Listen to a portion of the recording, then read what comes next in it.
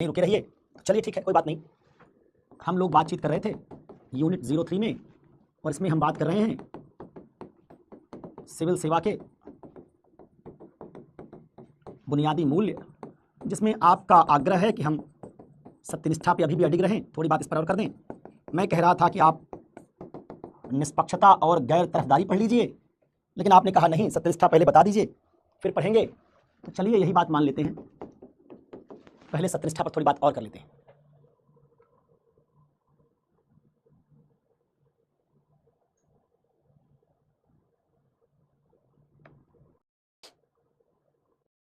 जल्दी बताओ क्या होमवर्क दिए थे?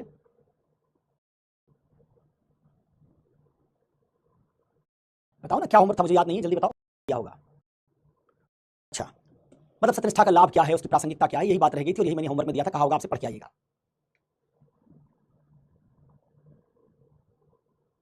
सत्यनिष्ठा को कमजोर करने वाले पक्ष कौन से हैं?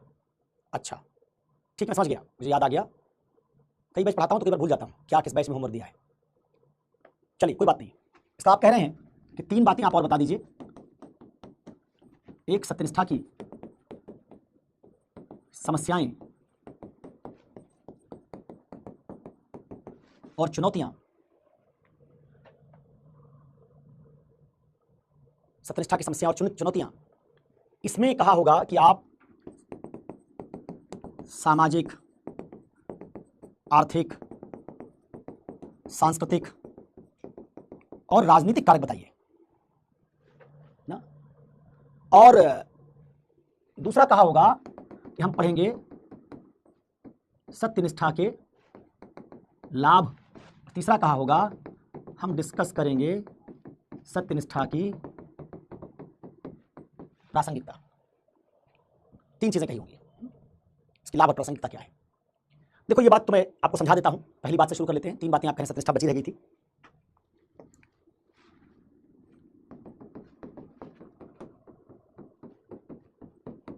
बस ध्यान रखिएगा कि संजना जी डांटने ना लगे।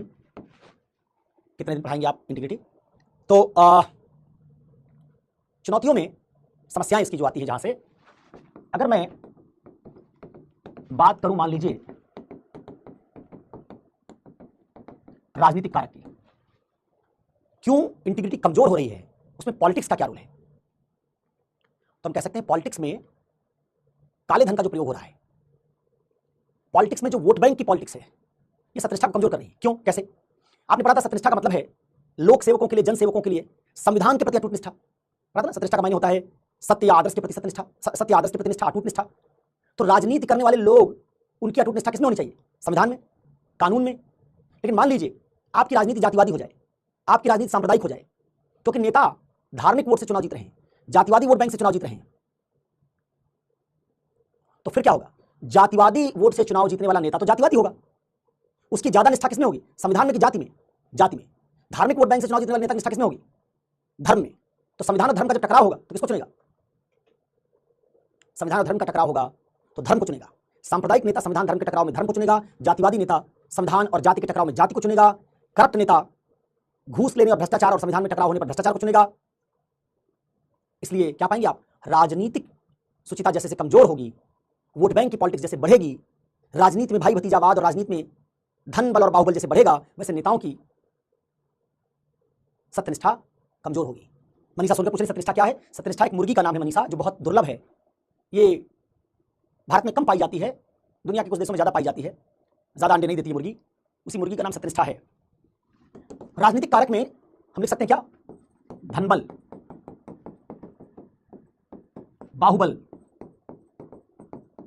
पहचान की राजनीति, पार्टी के हित को राज्य के हित के ऊपर रखना, जातिवाद और संप्रदायवाद की राजनीति, ये पॉलिटिकल कारक हैं, जिन पॉलिटिकल कारकों से सत्यनिष्ठा कमजोर हो रही है।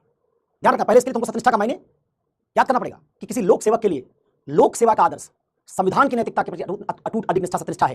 लेकिन जातिवादी, सांप्रदायिक, पैसा कमाने के लिए राजनीति में गया आदमी, माफिया, वो जन सेवा के लिए राजनीति में नहीं गया, ताकत के लिए गया है। जब ताकत के लिए लोग राजनीति में जाएंगे, अपराध को संरक्षण देने के लिए राजनीति में जाएंगे, चुनाव में जाति वोट बैंक से चुनाव जीतेंगे तो वो संविधान और लोक कल्याण के आदर्शों के प्रति अटूट और अडिग निष्ठा नहीं रखेंगे। इसलिए भारत में आजादी की लड़ाई के बाद जो पहली खेप नेताओं की आई थी, अरे यार भाई कहां हो चुका है, कह रहे कल हो चुका है। कल मैंने पहचान की राजनीति की बात की थी, कल मैंने राजनीति में धनबल बाहुबल की बात की थी, राजनीतिक कारक लिखा था कि इसको होमवर्क में करके आना। यह नहीं बताया था कि देश की राजनीति में गिरावट आएगी तो उससे सत्यनिष्ठा कमजोर होगी। आज वो समझा रहा हूं कि राजनीति से सत्यनिष्ठा कैसे कमजोर होती है। राजनीति में जाने वाले लोग जो जा रहे हैं वो सत्यनिष्ठ लोग नहीं है। इतना भी तुमको जब याद नहीं रहता कल क्या पढ़ाया है, कैसे क्लास करोगे भाई? देखो कल जाके क्या चाहते हो, राजनीति में कौन जाए? जनसेवक, जिसके जनसेवा का आदर्श क्या हो, सर्वोच्च हो। तो जनसेवा के नाम पर जो लोग जा रहे हैं, जनसेवा क्यों नहीं कर रहे हैं? इसलिए नहीं कर रहे कि वो असल में चुनाव क्यों जीते हैं, जनसेवक होने के नाते या सांप्रदायिक वोट मिलने के नाते? चुनाव क्यों जीते हैं, जातिवादी वोट के समर्थन से या जनसेवा से? अगर चुनाव जीतने वाले लोग जातिवादी वोट से, सांप्रदायिक वोट से चुनाव जीतते हैं तो फिर वो चुनाव जीतने के बाद अपनी जाति के प्रति ज्यादा निष्ठावान रहते हैं। क्या कहा था? दो विरोधी नहीं होने चाहिए, हितों का टकराव नहीं होना चाहिए। लेकिन जरा बताओ, जातीय वोट बैंक से चुनाव जीतने वाला नेता जो होगा उसमें क्या होगा? एक तरफ जातीय निष्ठा और दूसरी तरफ राज्य के प्रति निष्ठा, इन दोनों में क्या होगा? इनमें होगा टकराव। क्या है ये दो विरोधी हित। अगर आप जाति निष्ठा बनाएंगे तो राज्य की प्रतिष्ठा कमजोर होगी, राज्य की प्रतिष्ठा बनाएंगे तो जाति की प्रतिष्ठा नहीं रख सकते। लेकिन जो आदमी चुनाव जीता ही जाति वोट बैंक से, अपनी जाति की निष्ठा कभी नहीं छोड़ेगा। इसलिए हमारी राजनीति में जैसे जैसे पहचान की राजनीति बढ़ रही है, पहचान राजनीति समझते हो? लोग वोट, चुनाव में वोट मत तर्क से नहीं डालते हैं, इस बात से डालते हैं कि वो यादव हैं, राजभर हैं, क्षत्रिय हैं, ब्राह्मण हैं। पहचान क्या, उसे डालते हैं। हिंदू हैं या मुसलमान, से डालते हैं। ज्यादातर हिंदू एक दक्षिण पंथी पार्टी को वोट देंगे चुनाव जिताने के लिए, ज्यादातर मुसलमान उसको हराने के लिए वोट देंगे। तो मुसलमान इससे वोट नहीं डालेंगे। क्या तार्किक है? इससे डालेंगे कि कौन आदमी हिंदूवादी पार्टी को हराएगा। हिंदू इस आधार पर वोट डालेंगे कि कौन मुसलमानों के खिलाफ बोलता है। जातीय नेता जाति के आधार पर वोट बैंक तैयार करते हैं, तो इसमें किसी की निष्ठा फिर संविधान और राज्य के प्रति कैसे होगी? तो जैसे जैसे सांप्रदायिक वोट बैंक बढ़ेगा, जाति वोट बैंक बढ़ेगा, वैसे वैसे निष्ठा, सत्यनिष्ठा कमजोर होगी। ये राजनीतिक कारक है। सांस्कृतिक कारक क्या है, एक बात समझा दे रहा हूं, फिर अपना इसको विकसित करते रहना।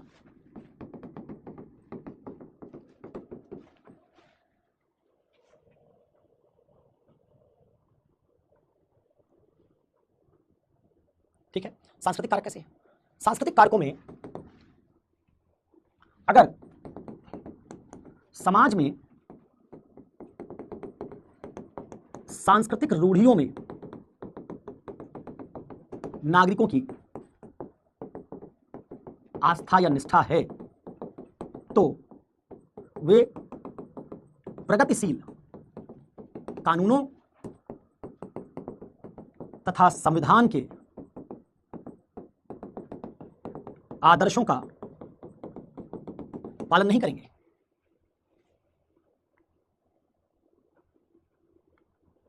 अगर आपकी निष्ठा, मान लीजिए समाज में कोई सांस्कृतिक रूढ़ी जैसे बाल विवाह है और आपका कानून कहता हो कि आप 18 साल से पहले शादी नहीं कर सकते, तो कानून के प्रति निष्ठावान होने के लिए क्या जरूरी है कि मैं सामाजिक रूढ़ी को ना मानूं कि बाल विवाह करना है। लेकिन अगर मैं सामाजिक रूढ़ी वाले समाज में रह रहा हूं तो मैं सामाजिक रूढ़ी को मानने पर कानून तोड़ दूंगा। जैसे दहेज, जैसे दहेज के प्रति समाज में सांस्कृतिक स्वीकार्यता बन जाने के कारण लोग दहेज विरोधी कानून का पालन नहीं करेंगे। इससे कानूनों में नागरिकों की निष्ठा कमजोर होती है। हमारे देश में कानून है दहेज आप नहीं लेंगे, लेकिन क्या लोग सत्यनिष्ठ हैं? नहीं है, वो दहेज लेते हैं। क्यों लेते हैं? क्योंकि संस्कृति में दहेज लेने की रूढ़ी को, परंपरा को पूरे समाज ने स्वीकार कर लिया है। तो ऐसी संस्कृति जो रूढ़िवादी होगी, जो प्रगतिशील नहीं है, जिसमें रूढ़ियां और कुरीतियां भरी हुई हैं, वो संस्कृति लोगों को सत्यनिष्ठ नहीं बनाएगी। तो क्या बनेगी? बाधा। ऐसी राजनीति जो जातिवादी है, सांप्रदायिक है, वो सत्यनिष्ठा में बाधक होगी। ऐसी संस्कृति जो कुरीतियों का समर्थन करती है, सत्यनिष्ठा में बाधक होगी। इस तरह से और कारक आप ढूंढ लीजिएगा। अब अगली बात जिसमें है वो है सत्यनिष्ठा के लाभ, इसकी प्रासंगिकता। सत्यनिष्ठा के लाभ और प्रासंगिकता।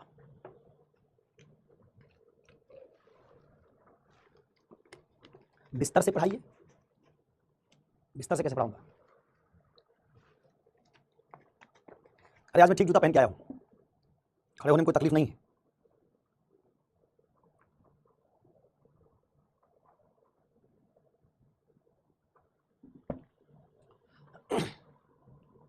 ठीक है, चलिए लाभ बताइए। अच्छा विस्तार, तो विस्तार की जो मात्रा होगी वो वी से शुरू होगी, बा से थोड़ी होगी, बी से नहीं होगी, वी से होगी। हाँ तो विस्तार नहीं होता, विस्तार होता है, वो ममता विस्तार होता है। उसको अंग्रेजी में लिखना है तो ऐसे लिखो ना, ऐसे विस्तार। अब तुम लिख रही हो ऐसे, तो मैं कैसे समझ पाऊँ कि बिस्तर है कि विस्तार है? दोनों में अंतर है ना, विस्तार नहीं होता, विस्तार होता है। चलिए आपका लिखना जो है उसको समझ पाना भी महाभारत है। मैंने सोचा मेरे लिए चिंता कर रही शायद कि वो सर का जूता कहीं आज भी ठीक ना हो, इसलिए कह रहे हैं कि आप बैठ जाइए, आराम से पढ़ाइए।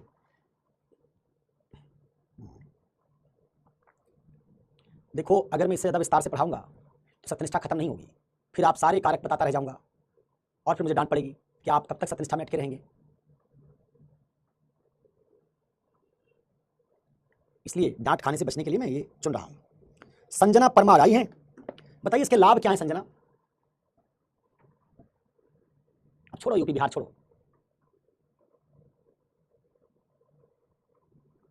लाभ और प्रासंगिकता बताओ। एक भाई कुछ लीडर बोर्ड की बात बता के गए, मैंने पूछा उसके बाद बताई नहीं लीडर बोर्ड क्या होता है।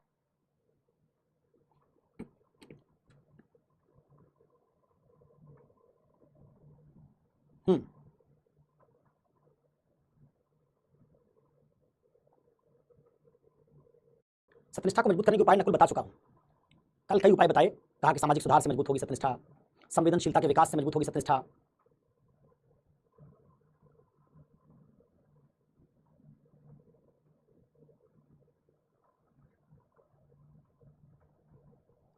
तो ये टीचर का होता है लीडर बोर्ड या विद्यार्थियों का होता है?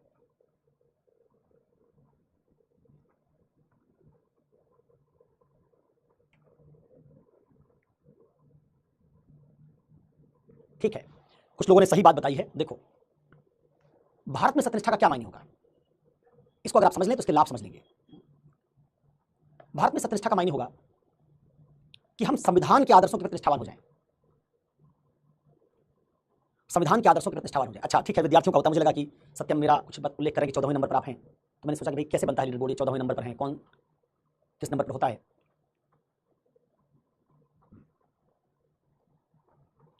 तो जरा सोचो कि अगर भारत में लोग सत्यनिष्ठ हो जाएं, राजनेता सत्यनिष्ठ हो जाए तो क्या होगा, सिविल सेवक सत्यनिष्ठ हो जाए तो क्या होगा, नागरिक सत्यनिष्ठ हो जाए तो क्या होगा? जो होगा वही हो जाएगा सत्यनिष्ठा का लाभ। तो 3-4 वर्गों में सत्यनिष्ठा को बांट लो और उसको बांट कर उसके लाभ बता दो, तो सत्यनिष्ठा के लाभ और प्रासंगिकता बन जाएगी। ठीक, कौन कौन को बांटो, किसको बांटोगे? एक में बांट लो किसको, एक कर लो मान लो सिविल सेवक, एक कर लो राजनेता, एक वर्ग में बना लो नागरिक, एक वर्ग में मान लो बना लो पुलिस, न्यायाधीश।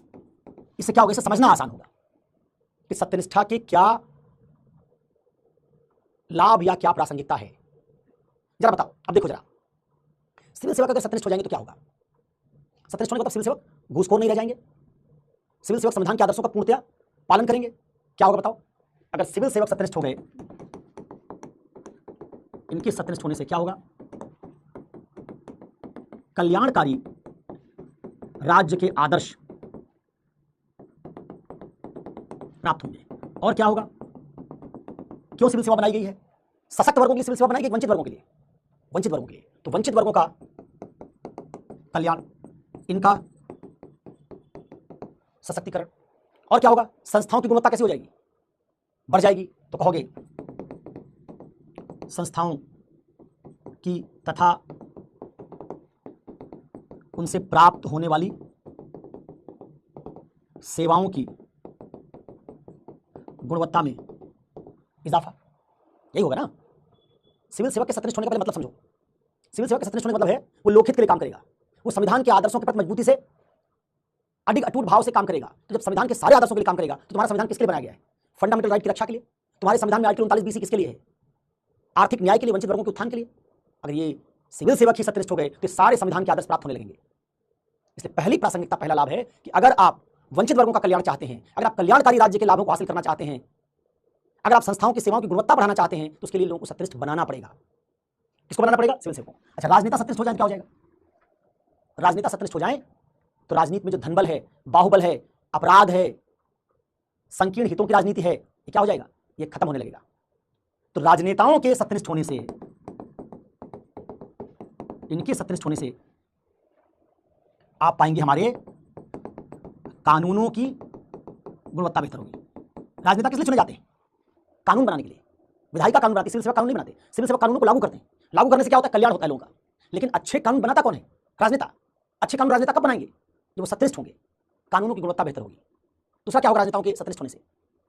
राजनेताओं के सत्यनिष्ठ होने से नीतियों का क्रियान्वयन ठीक तरीके से होगा, नीतियां अच्छी बनेंगी। तीसरा क्या होगा? इससे राजनीति में व्याप्त भ्रष्टाचार, भाई भतीजावाद, परिवारवाद, ये क्या होगा? कमजोर होगा।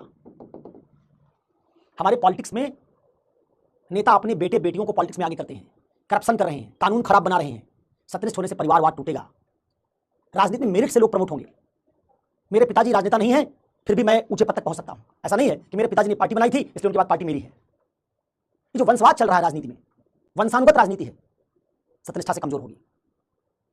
ठीक है, असल में तो नेताओं की सत्यनिष्ठा से कानून की गुणवत्ता बेहतर करो, राजनीति में वंशवाद खत्म होगा, परिवारवाद खत्म होगा, भ्रष्टाचार कम होगा, इस तरह की बात करो। अब जब बताओ नागरिकों के सत्यनिष्ठ होने से क्या होगा? नागरिक सत्यनिष्ठ होंगे तो क्या होगा?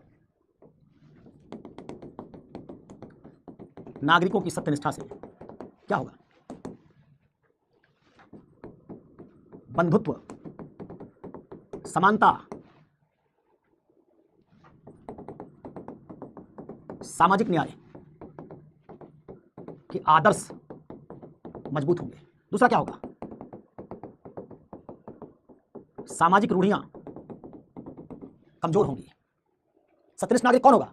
सत्यनिष्ठ नागरिक वो होगा जो नैतिक आदर्शों पर भरोसा करेगा, रूढ़ियों पर नहीं। तो सामाजिक रूढ़ियां कमजोर होंगी। सत्यनिष्ठ आदमी कौन होगा? नैतिक आदर्श थोड़ी कहता है कि छुआछूत फैलाओ, यह नैतिकता है।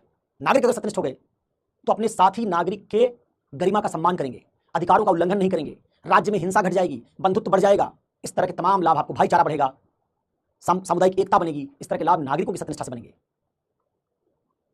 ठीक है, तो इससे क्या होगा? इससे विधि के शासन की अवधारणा मजबूत होगी। कौन है जो विधियां तोड़ रहा है? नागरिक। नागरिक सत्यनिष्ठ होकर सारी विधियों का क्या करेंगे? बिना समझौता किए उनका पालन करेंगे। क्या कहा था? सत्यनिष्ठा क्या होती है? अटूट, संपूर्ण, अडिग निष्ठा, समझौता ना करना। सत्यनिष्ठ नागरिक आदर्शों से समझौता नहीं करेंगे, कानूनों का पालन करेंगे, समानता, बंधुत्व जैसे मूल्यों के प्रति अडिग रहेंगे। इससे ये फायदा होगा। इस तरीके से आपकी पुलिस सत्यनिष्ठ हो जाए तो राज्य में सुरक्षा बेहतर हो जाएगी, नागरिकों के अधिकारों का उल्लंघन रुक जाएगा, कोर्ट में मुकदमे घट जाएंगे, क्योंकि सारे मामले पुलिस अपने एंड पर बिना घूस लिए जब सेटल करेगी, अपराधियों को दंडित करेगी, ईमानदार लोगों को बचाएगी, इससे सुरक्षा का वातावरण बेहतर होगा, अधिकारों का उल्लंघन खत्म होगा। इस तरह की बात कैसे होगी? तो अलग अलग वर्ग की सत्यनिष्ठा से इस तरह के ढेर सारे लाभ बता सकते हो। मोटे तौर पर जो लाभ तुमने देखे कि जो समानता का मूल्य है, लोकतंत्र का मूल्य है, संस्थाओं की गुणवत्ता है, और अच्छे कानून हैं, कल्याणकारी राज्य के आदर्श हैं, ये सब सत्यनिष्ठा से ही प्राप्त होंगे। इसलिए इसके बहुत सारे लाभ और प्रासंगिकताएं इस तरीके से बन सकती हैं। अब आइए, ये मैंने आपको एक हिंट दे दिया कि बिना सत्यनिष्ठा के आप इनमें से कोई आदर्श प्राप्त नहीं कर पाएंगे। आप चाहे जितने बढ़िया कानून बना लीजिए, अगर नागरिक सत्यनिष्ठ नहीं तो कानून का पालन नहीं करेंगे, क्योंकि नागरिक सामाजिक रूढ़ियों के प्रति निष्ठावान है, कानून का पालन ही नहीं होगा, दहेज प्रथा चलती रहेगी। कानून बन गया, पालन करने वाला कोई है ही नहीं। कानून बना दिया कि स्त्रियां संपत्ति का अधिकार नहीं, स्त्रियां ले ही नहीं रही, कानून काम नहीं करेंगे। कानून तब काम करते हैं जब नागरिक सत्यनिष्ठ होते हैं। इस तरह से राजनीति में आपने कहा जनसेवा के लिए लोग जाएं, लेकिन राजनीति में कौन जाएंगे? जातिवादी लोग, भ्रष्टाचार करने के लिए, वंशवाद चलाने के लिए, परिवारवाद चलाने के लिए। तो राजनीति अपने लक्ष्यों को प्राप्त नहीं कर पाएगी। तो कोई भी लक्ष्य जो हमने राज्य के बनाए हैं, संस्था के बनाए हैं, संविधान के बनाए, उनको प्राप्त करने के लिए कथनी करनी में अंतर हटाना होगा। और कथनी करनी में अंतर कैसे हटेगा? सत्यनिष्ठा से। अन्यथा चाहे जितने बड़े बड़े आदर्श आप बना लीजिए, वो सब कथनी बन के रह जाएंगे, करनी या व्यवहार में नहीं आएंगे। बातें बड़ी बड़ी होंगी, लेकिन व्यवहार में आप धरातल पर कुछ हासिल नहीं करेंगे। ठीक है, तो ये बात हमको समझनी है। अगर आप समझ गए तो इससे सत्यनिष्ठा के बारे में हमारी बात कंप्लीट हो गई। अब आइए, अगला मूल्य हमारा है निष्पक्षता।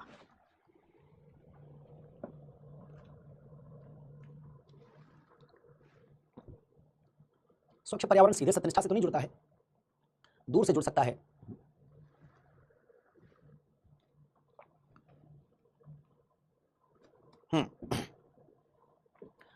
अब एक मूल्य को मैंने बहुत विस्तार से पढ़ाया कि इस आइडिया का इस्तेमाल करके आप बाकी मूल्यों को ऐसे समझने की कोशिश करिएगा, क्योंकि सारे मूल्यों को इतने विस्तार से बताने पढ़ाने पर दिक्कत होगी।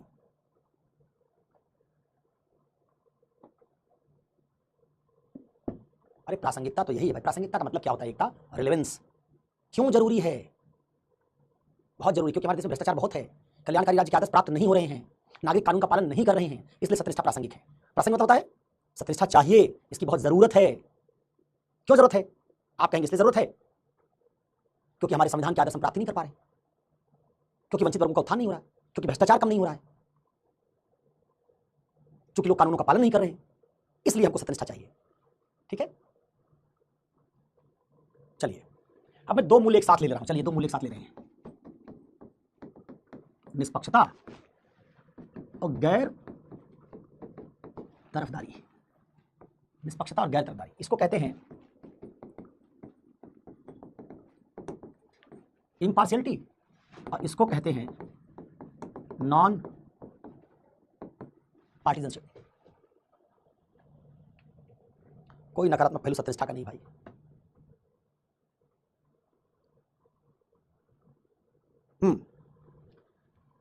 संजना परमार कहाँ है? आज दिख नहीं रही शुरू से वो। संजना परमार हाजिर हो, आइए बताइए।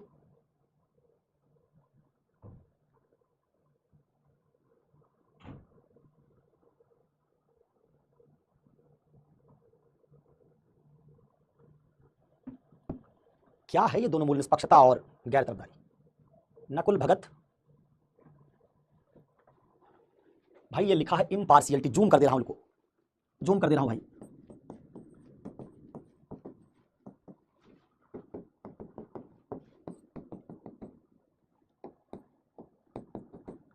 दिखा?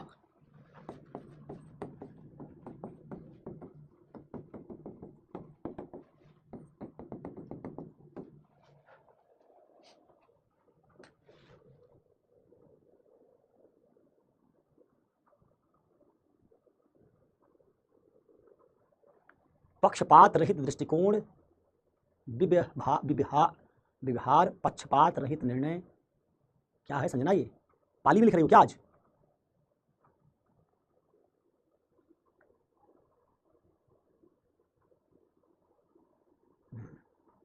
इतने से बात कहां बनेगी तनिष्क? पक्षपात ना करना निष्पक्षता है, कुछ और बताओ। पूर्वाग्रह रहित निर्णय, पूर्वाग्रह क्या होता है संजना?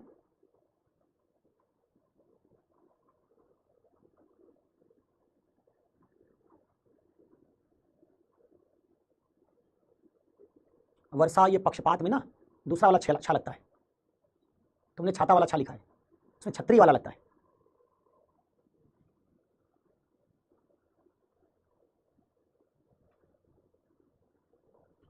बिना किसी का पक्ष लिए हुए सही निर्णय लेना। अच्छा वाह कोमल, तुमने तो सीधे रेनेसा में पहुंचा दिया। हिमांशी उपाध्याय भी आई हैं, लेकिन ये मोनालिसा क्यों बन रही हो तुम? खुला संप्रेषण कैसे होगा? खुला संप्रेषण पापा कुमार, सभी को उचित मौका देना। अर्चना, ये तो निष्पक्षता नहीं है। दूर से उसका मायने हो सकता है, लेकिन साक्ष्यों के आधार पर निर्णय लेना। बहुत बढ़िया श्वेता। अच्छा चलिए, निष्पक्षता पर तो बहुत बता दिया, अब मैं इसको बताता हूं, गैर तरफदारी पर भी कुछ बता दो। कशिश सिसोदिया,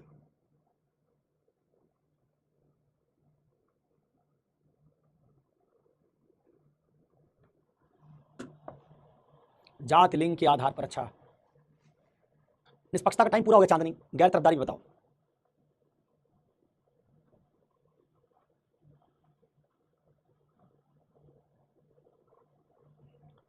आज तुम्हारी बात संजना मेरे समझ में नहीं आ रही, क्या लिखा? THATTH।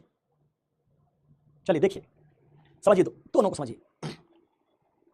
पिछली क्लास में आपने देखा होगा कि हम जब किसी मूल्य को समझते हैं तो उसके कई आशय समझते हैं। जैसे इंटीग्रिटी में हमने उसके बहुत सारे मायने देखे थे। एक मायने देखा था किसी नैतिक आदर्श के प्रति संपूर्ण निष्ठा। अच्छा, आपको इंटीग्रिटी और सत्यनिष्ठा और ईमानदारी में अंतर बताया था ना? सत्यनिष्ठा ईमानदारी नहीं है पूरी तरह से, सत्यनिष्ठा ईमानदारी से बड़ा मामला है, बताया था। मुझे अभी पढ़ाते हुए याद आ गया, क्योंकि किसी एक साथी ने पूछा था, शायद तनिष्क गुप्ता ने ही, कि सत्यनिष्ठा सुपर सेट है, ईमानदारी सबसेट है। तो आप ये बात जानते हैं कि नहीं? ईमानदारी सत्यनिष्ठा एक बात नहीं है। अच्छा, जानते हैं? हाँ, ईमानदारी मतलब होता है झूठ ना बोलना, धोखा ना देना।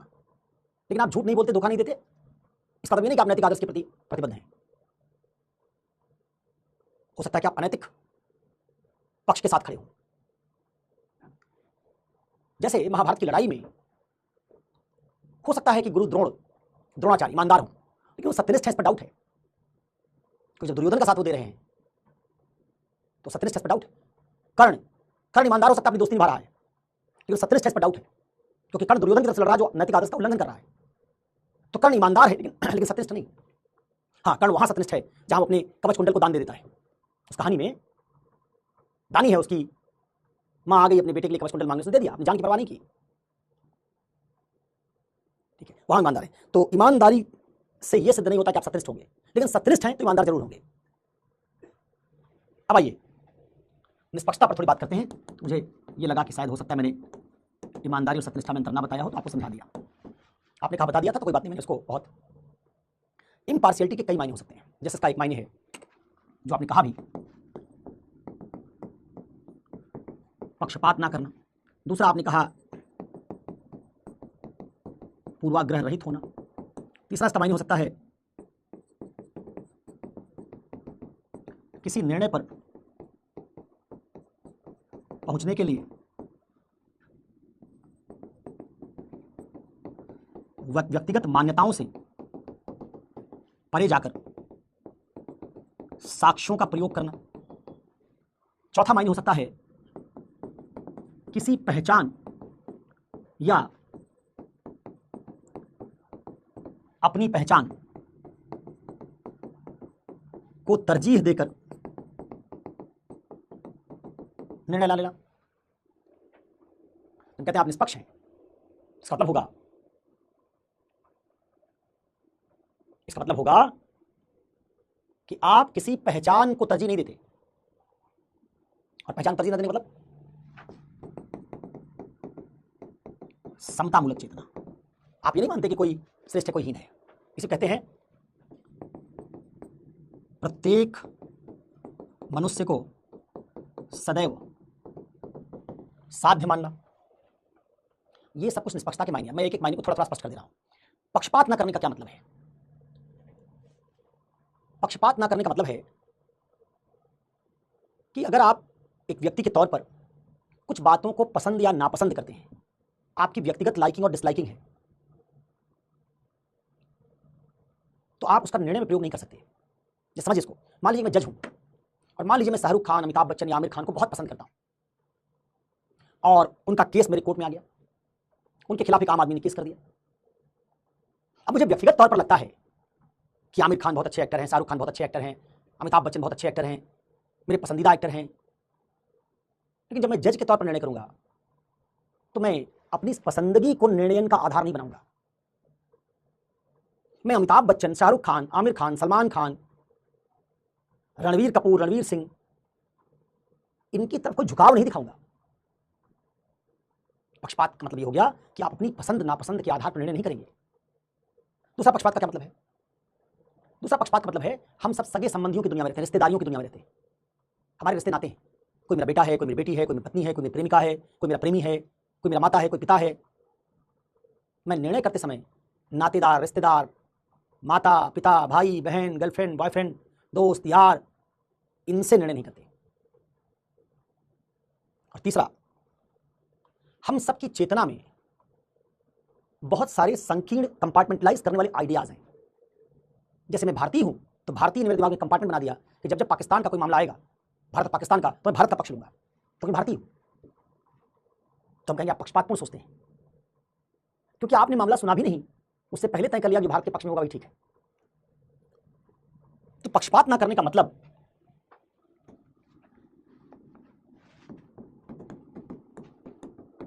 इसका मतलब है किसी पक्ष के प्रति रुझान या झुकाव के आधार पर निर्णय ना लेना। सगे संबंधी, भाई, भतीजे जैसे व्यक्तिगत संबंधों को निर्णय में इस्तेमाल ना करना। किसी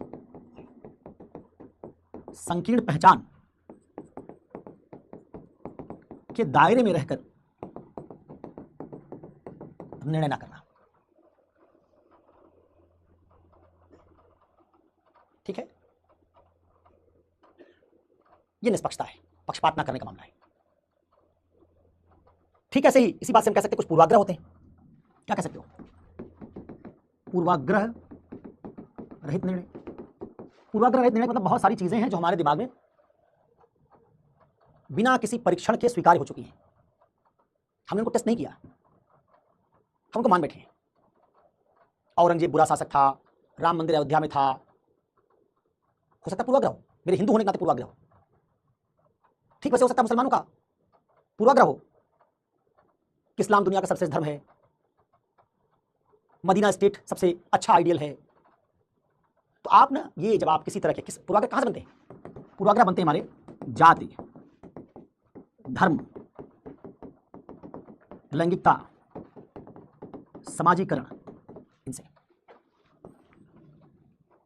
इनसे क्या करते हैं? इनके आधार पर यदि कोई व्यक्ति बिना प्रमाण के किसी बात को स्वीकार कर लेता है तो वह निष्पक्षता का उल्लंघन है।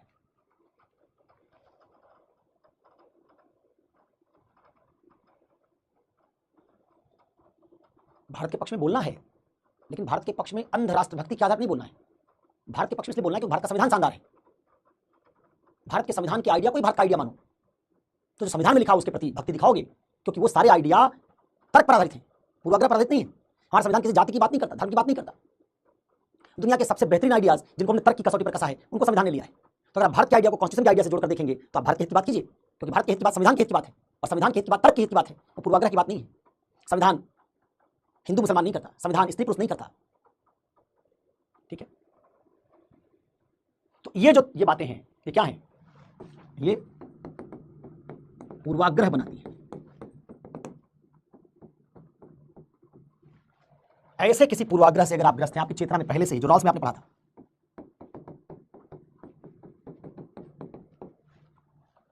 ये सब चीजें पूर्वाग्रह बनाती है। इसलिए हमारे संविधान का जो आर्टिकल है ना, क्या, कौन सा आर्टिकल है? 15(1), 16(1), ये क्या है? यही निष्पक्षता है। जाति, धर्म, लिंग, उद्भव, जन्मस्थान, इसके आधार पर भेदभाव नहीं करेंगे। तो इसका अगला मायने क्या हो गया? इसका अगला मायने हो गया सभी मानवों को समान मानना, भेदभाव ना करना। किसके आधार पर? रंग, जाति, धर्म, लिंग, राष्ट्रीयता, इन आधारों पर कोई भेदभाव अगर आप नहीं करते तो आप निष्पक्ष। और इससे जुड़ी हुई बात है, सारे निर्णय कैसे लेना? परीक्षण, निरीक्षण एवं प्रमाणों के आधार पर लेना। जैसे जज क्या कहता है? वकील से कहता है एविडेंस लाओ, साक्ष्य लाओ। हो सकता है उस जज ने न्यूज़पेपर में पढ़ा, उसकी एक ओपिनियन हो कि आदमी दोषी है। मीडिया ट्रायल जिसको कहते हो, मीडिया ने एक ओपिनियन बना रखी हो कि फला आदमी दोषी है, लेकिन जज साधारण फैसला नहीं दे सकता कि अखबार में क्या लिखा जा रहा है, टीवी में क्या चल रहा है। जज अपना फैसला देने के लिए क्या मांगेगा? एविडेंस, साक्ष्य दो। फिर एविडेंस का क्या करेगा? परीक्षण क्या करेगा? क्रॉस एग्जामिनेशन का मौका देगा। दूसरे पक्ष के वकील से कहेगा पूछो इनसे सवाल पूछेंगे। उसके बाद वो अपनी क्या करता है, सारे गवाहों के, कहते हैं ना जैसे फिल्म में तुमने सुना होगा, अंत में जज निर्णय देते हुए डायलॉग बोलता है, सारे गवाहों के बयान के मद्देनजर, सारे साक्ष्यों को ध्यान में रखकर ये अदालत इस निर्णय पर पहुंची है। कितने दिन से अदालत कर क्या रही थी? अदालत एक एक साक्ष्य का, एक एक गवाह का परीक्षण कर रही थी और जानने की कोशिश कर रही थी कि जो दो पार्टी हमारे सामने आई हैं, इनमें किसकी बात सही है। ठीक है, इसीलिए हम कहेंगे कि निष्पक्षता क्या है? इस रूप में निष्पक्षता है असल में न्याय। जो न्याय है वही निष्पक्षता है। सबसे करीब किसके है ये? न्याय के। जस्टिस और इंपार्शियलिटी, ये बड़े क्लोज वैल्यूज हैं। तो हो गया निष्पक्षता। अब जरा गैर तरफदारी पर भी जोर लगाओ, पहले उसका मायने भी सीख लें, फिर इस बात पर जाएंगे कि सब बन कैसे सकते हैं।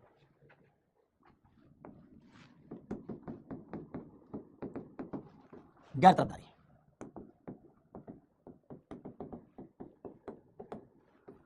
नॉन पार्टिजनशिप। ये क्या है?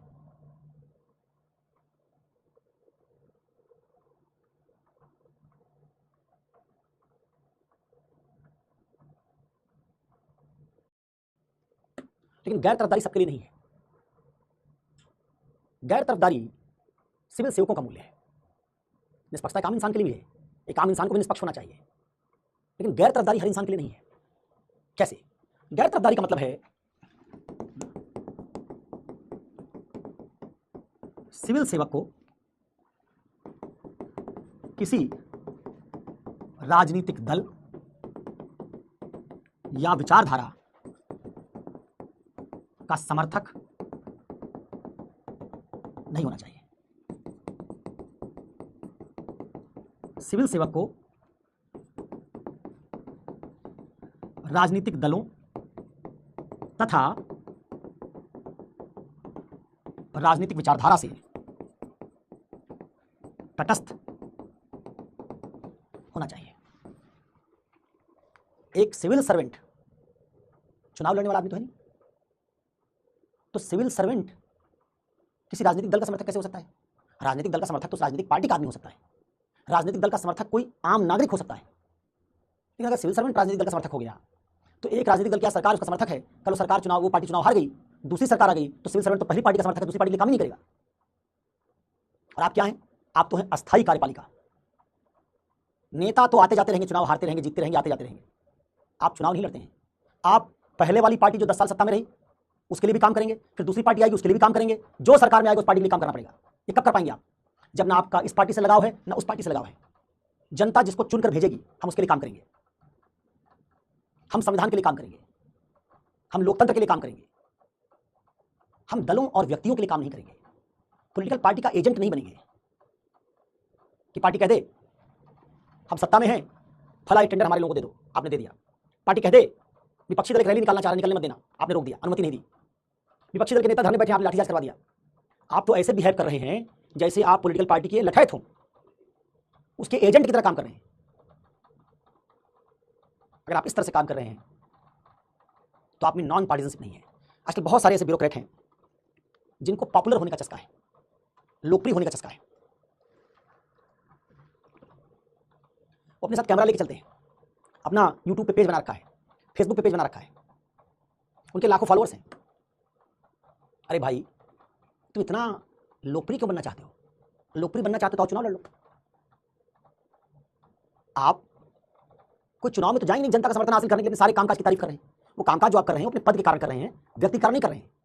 आप XYZ कलेक्टर हैं कहीं के, तो इसका मतलब ये थोड़े है कि आप उस कलेक्टर के पद के बजाय व्यक्ति के तौर पर काम कर रहे हैं। आप जो कुछ कर पा रहे हैं वो उस पद के कारण कर पा रहे हैं। उस पद से हटा दिया जाए, आप किसी दफ्तर नहीं घुस सकते। और पद नहीं कहता कैमरा लेके जाओ, पद ने नहीं कहा अपना नाम अखबार में छपवाओ, पद नहीं कहता कि अपने आप प्रचार प्रसार करो, जनता की लोकप्रियता बनाओ। तो आप पॉलिटिशियन को कंपटीशन देने लगे। उधर राजनेता लोकप्रिय बनने के परेशान, छपास है उसको, अखबार में छपने की बीमारी है, इधर आप में छपास की बीमारी आ गई। आप हर समय छपना चाहते हैं, आप सबको दिखाई देना चाहते हैं। सिविल सेवक में ये नहीं होना चाहिए, एनोनिमिटी। आप पद की शक्तियों का प्रयोग करके काम कर रहे हैं जिसमें आपके व्यक्ति होने की कोई भूमिका नहीं है, या व्यक्ति के तौर पर आपका कोई महत्व नहीं, आपकी पर्सनालिटी का उसमें कोई महत्व नहीं। हाँ ठीक है, आप ईमानदार हैं, बात अच्छी है, तो सबसे उम्मीद है कि होना चाहिए सबको। लेकिन ऐसा नहीं है कि उस पद पर दूसरा कलेक्टर भेज देंगे तो उसके लिए शक्ति अलग हो जाएगी। पावर उसकी वही है, सारे कलेक्टर की पावर एक जैसी है। आप उसका सही तरीके से प्रयोग कर रहे हैं, ये सिर्फ ईमानदारी है। ठीक है, हाँ, तो ये जो सबको फेमस होना ठीक लग रहा है, यही सबसे बड़ी समस्या है। अगर हर आदमी फेमस होने के लिए परेशान हो जाएगा तो सब एक्टिंग करने लगेंगे, सब इन्फ्लुएंसर बनने लगेंगे, सब सोशल मीडिया पे आके पॉपुलैरिटी जुटाने के कारण वो बात कहेंगे जो जनता को पसंद आएगी। जैसे गाना मैंने सुनाया था ना, जो तुमको हो पसंद वही बात कहेंगे, तुम दिन को अगर रात कहो रात कहेंगे। अगर आप ये करने लगेंगे कि जो तुमको हो पसंद वही बात कहेंगे, तो टीचर क्या कर रहा है? बच्चों से कह रहे चुटकुला सुनाइए सर, टीचर चुटकुला सुना रहा है। बस टीचर अभी आइटम सॉन्ग नहीं कर रहा है, लेकिन कुछ टीचर तो पर्याप्त एक्टिंग करते हैं। भाषाई स्तर पर भाषा का अलग अलग तरीके से प्रयोग, तमाम तरह के ऐसे उदाहरणों का इस्तेमाल जिनका उस आइडिया से कोई रिलेशनशिप नहीं है, तो फिर आप समझ जाइए कि उन शिक्षकों को भी पॉपुलर होने का चस्का लग गया है। सोशल मीडिया एक बीमारी है, जो बीमारी जजेस को, जब सुप्रीम कोर्ट के जजेस अपना चैनल बना ले और आए कहें आज मैंने ये निर्णय दिया, आज कोर्ट में उसको खूब फटकारा, देखिए क्लिप पड़ी मेरे कोर्ट की, तो कल से जज जब कोर्ट में बैठेगा, अब सुप्रीम कोर्ट के जज के 10 लाख फॉलोअर हो गए, अब उसको लगेगा मेरे सब्सक्राइबर बढ़ेंगे कैसे, तो अगले दिन कोर्ट जाएगा तो कुछ नाटक करेगा कोर्ट में, फिर उसकी क्लिप डालेगा, फिर सुप्रीम कोर्ट के जज की क्लिप देख के 2 लाख सब्सक्राइबर बढ़ गए, क्लिप वायरल हो गई। क्या ठीक लगेगा ये कि सुप्रीम कोर्ट का जज सब्सक्राइबर बना रहा है? ठीक वैसे क्या ठीक बात है कि टीचर सोशल मीडिया पे आके अपनी पब्लिसिटी कर रहा है? क्या ठीक बात है कि ब्यूरोक्रेट अपना काम धाम करने के बजाय चैनल बना के बैठा है? अरे तुम मॉडल हो क्या? तो ये गैर तरफदारी का मतलब यही है। आप दूसरे की फील्ड में मत जाइए, राजनेताओं को लोकप्रिय बनने दीजिए, पॉलिटिकल पार्टी के एजेंट के लिए काम की तरह काम मत कीजिए। राजनेता ने कहा कि इस धर्म की शोभा यात्रा के लिए आप लग गए, आप खुद ही बन गए राजनीतिक दल के प्रवक्ता की तरह भाषण देने लगे, कहने लगे कि जुमा तो आता है 52 दिन, होली एक दिन आई है, रंग से परहेज है तो मत निकलना। अरे तुम्हारा काम थोड़े, तुम पुलिस वाले हो, तुम्हारा काम लॉ एंड ऑर्डर मेंटेन करना है। तुम नेता की तरह भाषण देने के थोड़े चुने गए, भाषणबाज बनना है तो वर्दी उतारो, आओ चुनाव लड़ लो। आपका काम साधु महंतों का सेवा सत्कार करना नहीं है, आपका काम कांवड़ यात्रियों पर फूल बरसाना नहीं है, ये राजनीतिक दल का काम, क्योंकि वो उन कांवड़ यात्रियों को अपना वोट बैंक देख रहा है।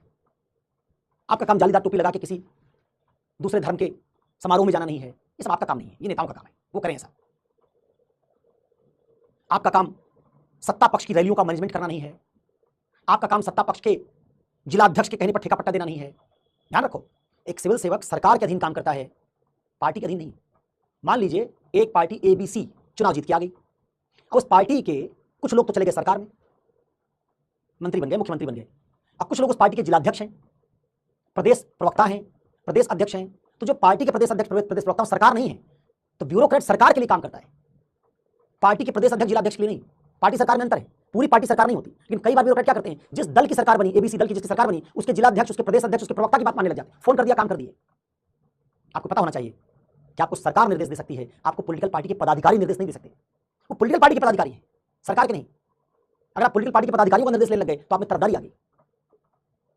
ठीक है, सरकार में भी एक आदमी, मान लीजिए मंत्री है, एक ABC मंत्री है, वो मंत्री आपको फोन करता कहता है काम कर दो, तो मंत्री तो आदमी भी है ना। आपको कैसे पता कि मंत्री पद की हैसियत से आपको आदेश दे रहा है कि मंत्री के पद पर बैठे व्यक्ति के तौर पर आपको आदेश दे रहा है? अगर मंत्री व्यक्ति के तौर पर आदेश दे रहा है तो आप उसको नहीं मानेंगे। मंत्री कहते हमारे घर के आगे 4 लाइट लगा दो, परसों ऐसा हमारे घर में फंक्शन है, पुलिस भेज देना जरा, तो मंत्री पद नहीं, मंत्री व्यक्ति की मांग है, और मंत्री व्यक्ति की मांग आप पूरा नहीं करते। आप उन निर्णयों को मानते हैं जो कैबिनेट डिसीजन है, जो लिखित आदेश है, क्योंकि सरकार के निर्णय लेने का तरीका होता है, सरकार का निर्णय फोन पर नहीं होता है, वो निर्णय प्रक्रिया के तहत लिया जाता है ना। आपने पढ़ा होगा संविधान में, विधि के समक्ष समता, विधियों की सम्यक प्रक्रिया का पालन, ड्यू प्रोसेस ऑफ लॉ से आप कोई काम करेंगे। अगर आप ये नहीं करते तो आप में तरफदारी है। तो आपको सरकार और पॉलिटिकल पार्टी का अंतर पता होना चाहिए। सरकार की बात मानेंगे, पॉलिटिकल पार्टी की नहीं। नंबर 1, गैर तरफदारी का मतलब समझा रहा हूं, सरकार की बात मानेंगे, पॉलिटिकल पार्टी की नहीं, नंबर 1। नंबर 2, सरकार की भी वही बात मानेंगे जो विधि की सम्यक प्रक्रिया से कही गई हो, जिसमें प्रक्रिया का पालन किया गया हो। तो आप गैर तरफदारी वाले व्यक्ति हैं, जब आप केवल प्रक्रिया से लिए गए निर्णयों को सुनते हैं।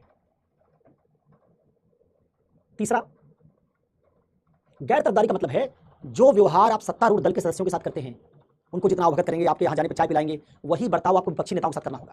क्योंकि आज वो विपक्ष में है, कल सत्ता पक्ष में आ सकते हैं। विपक्ष में होने पर उनका काम ही है जन समस्याओं को उठाना। अगर जनता के बीच लोकप्रिय नहीं बनेंगे, सरकार में कैसे आएंगे? तो आपका काम विपक्षी नेताओं के मार्ग में बाधा पैदा करना नहीं, उनकी रैलियों और उनके लोकतांत्रिक अधिकारों को रोकना नहीं, धरना प्रदर्शन करने से उनको रोकना नहीं है, उनको यह सब अधिकार देना है। इस तरीके से सत्तारूढ़ दल के नेताओं और विपक्षी नेताओं के साथ समान ट्रीटमेंट, और किसी पार्टी के फंक्शन में ना जाना, पार्टी के नेताओं के साथ व्यक्तिगत संबंध ना बनाना। उनके साथ औपचारिक संबंध होंगे, ठीक बात है। जैसे देखिए, एक सुप्रीम कोर्ट का जज अगर अलग अलग मंत्रियों की शादी में जाने लगे, बेटों बेटियों के, ठीक नहीं है, नहीं जाते हो, एक शिष्टाचार बना हुआ है। वैसे ब्यूरोक्रेट्स को भी एक दूरी बना के रखना चाहिए कि नहीं कि अभी सरकार में तो उनके घर सारे ब्यूरोक्रेट्स भाग गए। अपने पदीय दायित्वों का पालन करना, यह है गैर तरफदारी। और केवल पार्टी नहीं, विचारधारा भी। आप मार्क्सवादी नहीं हो सकते सिविल सेवक होने पर। अगर आपको मार्क्सवाद पसंद है तो आप मार्क्सवादी पार्टी ज्वाइन कर लीजिए। आप समाजवादी नहीं हो सकते, समाजवाद पसंद, समाजवादी पार्टी ज्वाइन कर लीजिए। आप दक्षिणपंथी नहीं हो सकते, आप ये हैं तो बीजेपी ज्वाइन कर लीजिए। आप केवल संविधानवादी हो सकते हैं। राजनीतिक विचारधाराएं रखना आपका काम नहीं है। इसलिए कहा था कि गैर तरफदारी सबका मूल्य नहीं है। मैं एक लेखक हूं, मैं मार्क्सवादी लेखक हो सकता हूं। मैं साहित्यकार हूं, मार्क्सवादी साहित्यकार हो सकता हूं, उसमें कोई बुराई नहीं। मैं नेता हूं, मैं दक्षिणपंथी, समाजवादी, वामपंथी नेता हो सकता हूं। मेरा काम है अपनी विचारधारा के अनुसार जनमत का निर्माण करना। लेखक होने पर मेरा काम है मैं विचारधारा के लिए लिखूंगा। लेकिन सिविल सर्वेंट होने पर आप एक विचारधारा के लिए काम नहीं करेंगे, क्योंकि जब आपकी इतनी तगड़ी विचारधारा है तो फिर आप सभी सरकारों के साथ, सभी पॉलिटिकल पार्टीज के साथ काम कैसे करेंगे?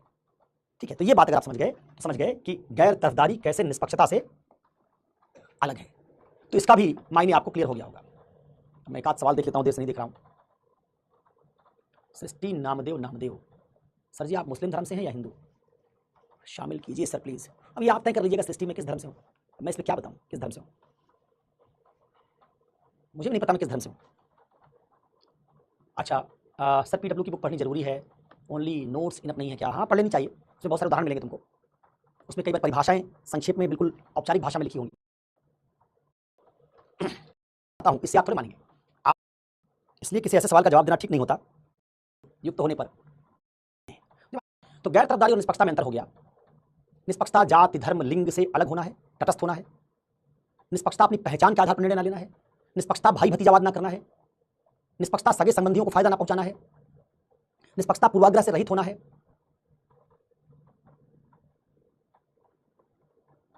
और गैर तरफदारी पॉलिटिकल पार्टी और पॉलिटिकल आइडियोलॉजी इन दोनों के प्रति निष्ठावान ना होना है।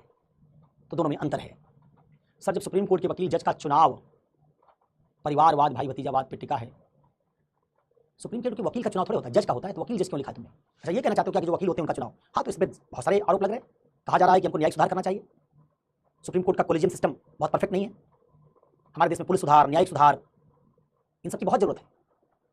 ये बात मैंने कल ही कही थी कि हमारे देश में जो जजेस हैं वो ज़्यादातर कुछ परिवारों से आते हैं। अच्छा पॉइंट करके लिखा दें, ओके। इनका न्याय सही है कैसे पता चलेगा? उनका न्याय सही है कि नहीं ऐसे पता चलता है जब हमारे वकील बहुत सक्षम होते हैं तो जजेस पर दबाव डालते हो। वकीलों की गुणवत्ता जजेस से बेहतर होनी चाहिए कई बार। जैसे बहुत बड़े बड़े टॉप लॉयर्स जज नहीं बनना चाहते सुप्रीम कोर्ट के, क्योंकि एक वकील की सुप्रीम कोर्ट के टॉप लॉयर की कमाई साल में 50 करोड़ रुपया है। जज बन जाएगा पूरे साल 30-40 लाख सैलरी लेगा। तो बहुत सारे टॉप लॉयर जज बनने में इंटरेस्टेड नहीं होते। जब इतने बड़े लॉयर्स हमारे पास होते हैं तो जजेस पर दबाव होता है, क्योंकि अपने आर्ग्यूमेंट से वो ऐसे साक्ष्य और तर्क प्रस्तुत करते हैं कि उनको बिना खारिज के जजमेंट नहीं लिख सकता।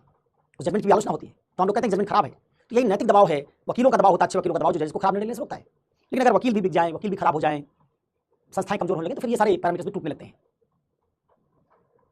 ठीक है, आपके एक साथी कह रहे हैं कि इसको लिखवा दीजिए। क्या लिखना चाहते हो क्या भाई? नहीं, वकील पक्षपाती नहीं होता, होना नहीं चाहिए। वकील का काम है अपने क्लाइंट को डिफेंड करना तर्क के साथ। उसका काम ये नहीं है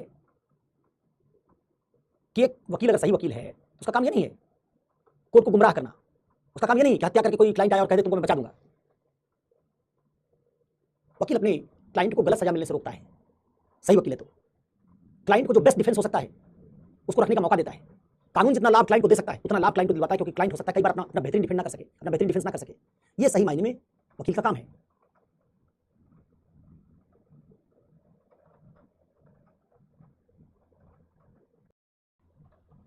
बस गड़बड़ यहां है कि जो सरकार उसको ला रही है, उस सरकार के मुसलमानों के खिलाफ हिंदूवादी राजनीति करने के जो ठोस सबूत लोगों के पास हैं, जहां उनके नेता दिन रात मुसलमानों के खिलाफ बोलते रहते हैं, उससे उस कानून की क्रेडिबिलिटी खत्म हो रही है। तो कानून किस लिए लाया जा रहा है? अन्यथा वक्त में जो संशोधन सरकार कर रही है, 2013 में वैसे संशोधनों की मांग कांग्रेस के समय में हुई थी। बहुत बड़े बड़े नेताओं ने कहा था कि वक्फ माफियाओं का गढ़ बन गया है, जहां कुछ पावरफुल मुसलमान उन्होंने इसको प्रॉपर्टी डीलिंग करने का, जमीन पर कब्जा करने का जरिया बना रखा है। तो वक्त में संशोधन होना चाहिए, वक्त के कानून को ठीक से रेगुलेट किया जाना चाहिए, लेकिन उसका रेगुलेशन करने वालों का इरादा क्या है ये भी देखना जरूरी होगा। उनका इरादा मुसलमानों के साथ भेदभाव करने का हो तो फिर आपके इरादे से इस कानून के पर्पस को आप जस्टिफाई नहीं कर सकते।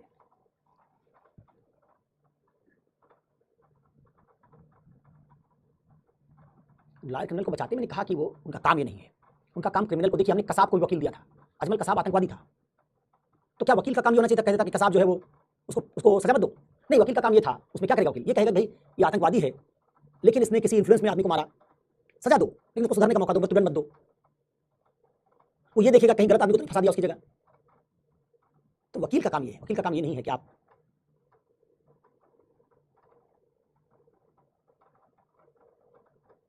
तो मोहिनी मैं ये थोड़ी कह रहा हूँ कि हिंदुओं की सब बात ठीक है। एक किसी समस्या पर बात करने का मतलब ये नहीं होता कि हम ये कहते हैं कि दूसरा भी तो ऐसा कर रहा है। मान लीजिए एक आदमी ने किसी की हत्या कर दी, तो आप ये तर्क थोड़ी बना सकते हैं कि वो चूंकि हत्या कर दिया इसलिए हम भी एक करेंगे। ये आप नहीं कह सकते। गैर निष्पादित क्या है भाई? गैर तरफदारी की बात कर रहे हो? जल्दी बताओ, ये लिखवाना है क्या?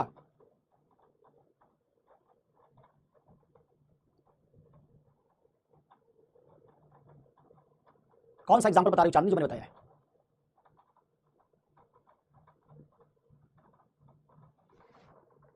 अगर आप उस एग्जाम्पल की बात करें कि सरकार और दल में अंतर होना चाहिए तो लिख सकते हैं। अगर आप ये कह रहे हैं कि पॉलिटिकल पार्टी के एजेंट की तरह काम नहीं कर सकते, लिख सकते हैं। अगर आप कह रहे हैं सरकार और सत्तारूढ़ दल, सॉरी सत्तारूढ़ दल विपक्ष दोनों से समान बर्ताव करना चाहिए, व्यवहार करना चाहिए, लिख सकते हैं। ये सब आप लिख सकते हैं। अब कांवड़ यात्रा उतना मत लिखना, वो समझाने के लिए।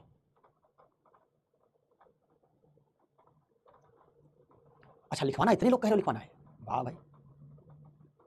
छापो, चलो छाप लो फिर, छाप लो, छपाई करवा देता हूँ आज। लिखो, दोनों लिखना है, निष्पक्षता गैर तरफदारी की केवल गैर तरफदारी लिखना है।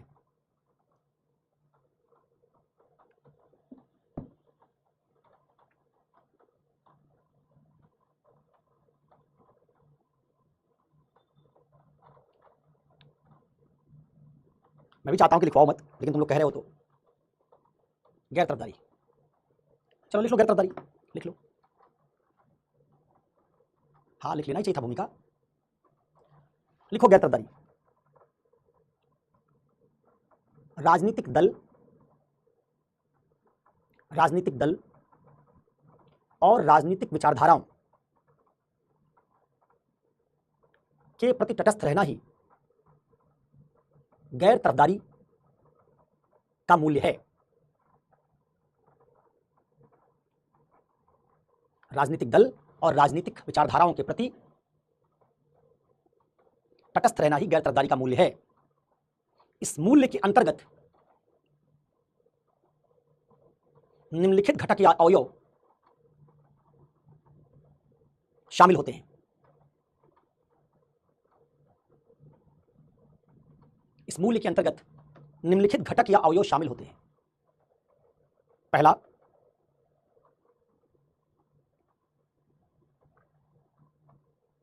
सिविल सेवक को किसी राजनीतिक दल के प्रति निष्ठावान नहीं होना चाहिए। सिविल सेवक को किसी राजनीतिक दल के प्रति निष्ठावान नहीं होना चाहिए। दूसरा,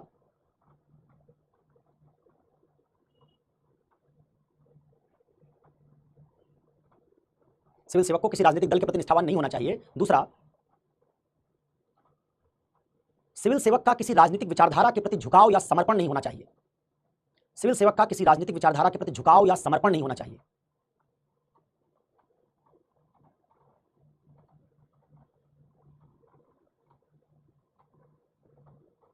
तीसरा,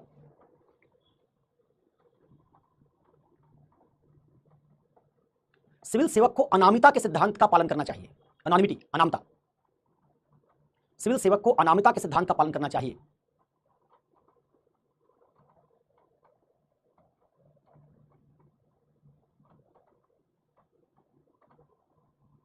इसका तो होता है सिविल सेवक को पर्दे के पीछे रह के काम करना चाहिए, उसको लोकप्रिय होने की कोशिश नहीं करनी चाहिए। अनामता, अपना नाम प्रमोट मत करो। चौथा, सिविल सेवक को सत्तारूढ़ दल और विपक्षी दल के सदस्यों के साथ, सत्तारूढ़ दल और विपक्षी दल के सदस्यों के साथ समान व्यवहार करना चाहिए।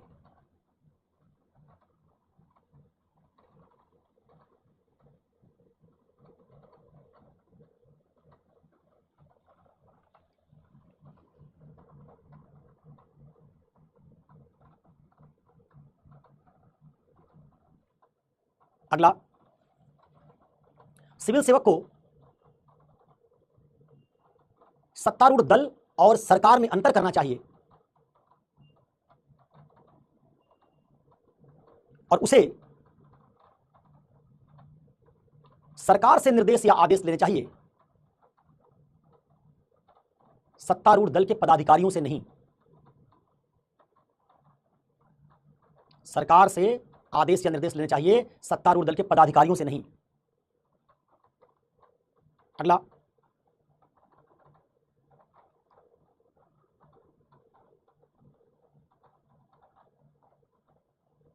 सिविल सेवक को सरकार के उन्हीं निर्णयों को मानना चाहिए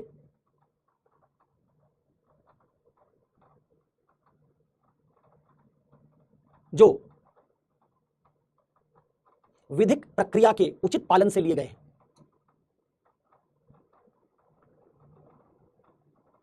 और ऐसे निर्णयों को स्वीकार नहीं करना चाहिए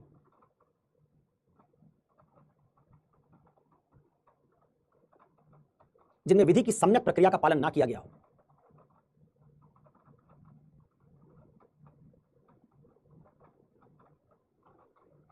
अगला, सिविल सेवक को पद पर रहते हुए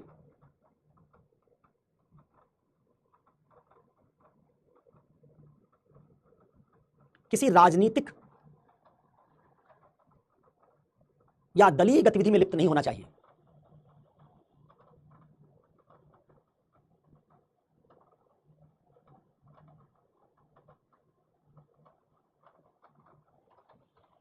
उपर्युक्त घटक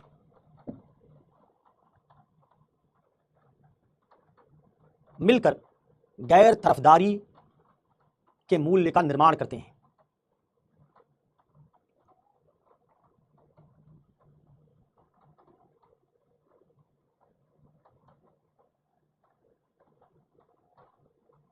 ठीक है, अब जैसे पहले के मूल्य पढ़े थे वैसे ही बताओ, निष्पक्षता का निर्माण कैसे होगा। निष्पक्षता में क्या क्या बात सीखनी हो, इसका निर्माण कैसे होगा, इसकी चुनौतियां और समस्याएं क्या हैं, और इन चुनौतियों का समाधान कैसे हो सकता है, और निष्पक्षता का लाभ तथा प्रासंगिकता क्या है। ठीक यही बात अगर हम इसको कहें 1, 2, 3, 4, तो ऐसे 5 नंबर सवाल क्या बन जाएगा, गैर तरफदारी कैसे बन सकती है। छठा, गैर तरफदारी में बाधक तत्व क्या है। सातवां, गैर तरफदारी को कैसे मजबूत किया जा सकता है। और आठवां, गैर तरफदारी के लाभ एवं प्रासंगिकता। इसके लाभ और प्रासंगिकता, ये यहाँ पे नीचे वो जहाँ सॉफ्टवेयर का होता है वहाँ लिखा नहीं जाता, क्या है कर लो।